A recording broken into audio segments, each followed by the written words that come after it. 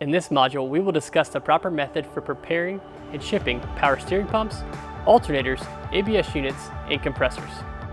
First, inspection and cleaning.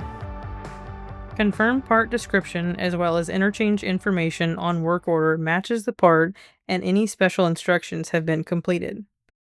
Inspect the unit for cracks or damage to the casing or housing, and any cut wiring or damaged missing sensors, mounts, or any other external parts. Use properly sized red plugs to cover any critical openings. Thoroughly wash and degrease as necessary to remove dirt and debris. This does not apply for alternators. Tagging and identification.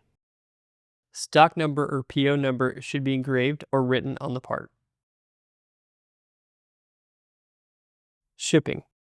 All small mechanical parts must be boxed. At least 2 inches worth of packaging space should surround the unit inside the box. To quickly assess your box size, use your index, middle, and ring finger as a minimum width check between the outer box wall and the part. All right, Emily, this alternator is packed and ready to go. Is there anything we should be thinking about?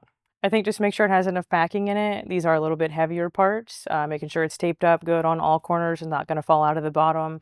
And if you're dealing with compressors, power steering pumps, making sure they're drained, capped so we don't have fluids leaking around. Also, not only is it capped, but all the parts are washed, prepped, degreased, and just make sure you have enough packing in there. Once again, like the other parts, if you can shake it around and it's moving, add some more packing and you should be good to go with it. That's a great point.